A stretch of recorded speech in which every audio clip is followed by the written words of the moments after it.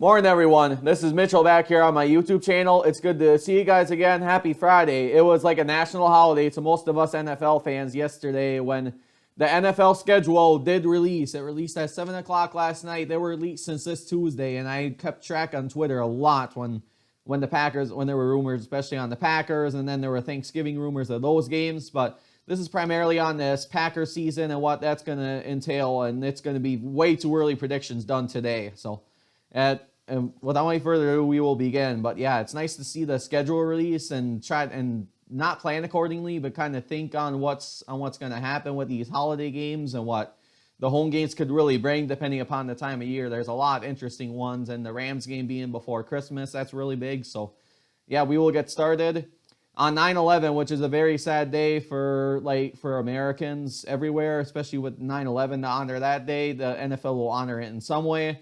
They have the Minnesota Vikings at 325. That's obviously the Fox headline game because Fox has it.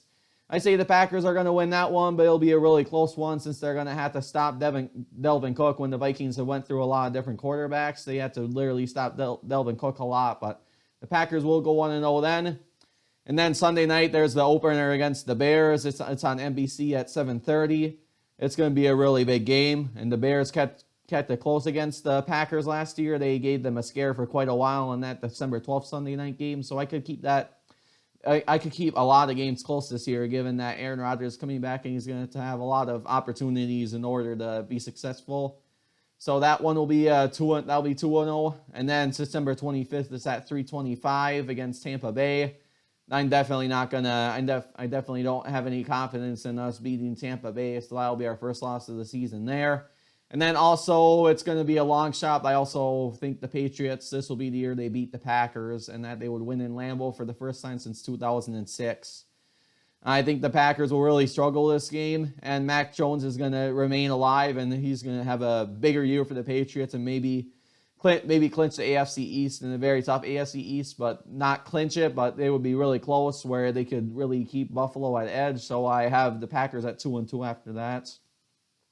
But then I have the Packers rebounding. It's the game in London. I did cover that video. So a couple of videos before this, if you would want to check it out, please feel free to. It's for the London games. It's against New York, and I do see us rebounding and getting the win there. So 3-2 there. The Jets, I say we're gonna beat them, and it's up and rising. Zach Wilson, that's gonna continue to grow for the Jets, but I think they're gonna have enough to increase their win total to 4-2. So 2 weeks in a row, we do play the two New York teams. So that's very odd and ironic that it's that way. And then the Washington football team on October 23rd, I will say the Packers will go 5-2 after beating Washington. And then it'll be 5-3 after Buffalo because Buffalo is very tough. Josh Allen's going to be tougher than ever this year. They could easily make the AFC Championship, the furthest they've gotten since the late 80s. This could really be the year for Buffalo where they could get that far. The Lions, I see us beating them, so then that'll boost the record to 6-3. And then Dallas, I think it's the first matchup at Lambeau Field since 2016 against the Cowboys, and the Cowboys beat the Packers that season when Brett Favre had his homecoming after making the Hall of Fame that August. They had a homecoming for Brett Favre then just to get honored into the Packers Hall of Fame along with the Pro Football Hall of Fame. So that was the last time the Cowboys did play in Lambeau Field in the regular season. So I see us rebounding this time, but it'll be a very close one with both teams being really on the horizon this year. This could be an NFC Championship preview for how the teams are. And Aaron Rodgers coming back to the Packers is barely a relief, and I have a Devontae Adams jersey on, and he's gone this year, so he's gone with the Raiders, but there's going to be a big redemption game for both teams, but the Packers will get it done to improve 7-3. And then I see the Titans beating Green Bay, so I see a 7-4. I see it 7-4 after that one. I think Derrick Henry's going to run all over the Packers, and he did not run all over the Packers in 2020, but I think with fans, it's going to make Tennessee want to win this game more. And on prime time under the lights in that time of year, I think they're going to have enough to win that one. So 7-4.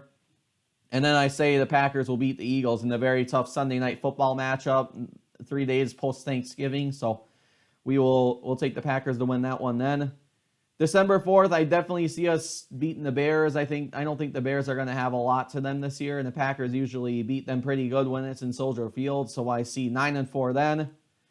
And then the Rams will make double-digit wins after the Rams, and we beat the Rams last year. The Packers did on Thanksgiving weekend. I think that will continue when they win a very big Monday night game at home after a Cosby field goal. I think they would win to send the fans home for an early Christmas gift from Lambeau with a win. And then this is odd. The Packers are away on Christmas Day against the Dolphins. It's at noon on Fox. It would be the only Fox noon game of Christmas Day, which is very interesting. The rest of the games are obviously the noon and 3:25 window on Christmas Eve. So this will be the Fox game, and then CBS would have another one. Then the evening one is also a very big game, but I can go through the full Christmas games later on in the year once the season does get going. But back to the Packers. This is a big matchup where I think it will be 11 wins, but the Dolphins are not gonna come out without a fight. It's the first time the Packers will be in Miami since 2014 when Rodgers came back at the end with that last possession.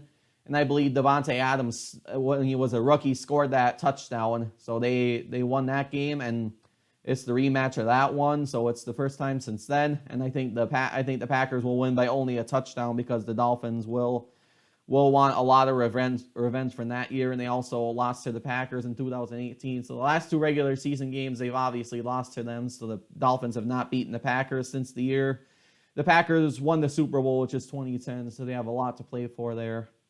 11-4. And then 12-4, I believe, we'll beat Minnesota, and then we'll also beat the Lions. So I say 13-4 this season. Book it. We're gonna have two home losses in my prediction, but the home schedule is, I think, a lot tougher than the away schedule.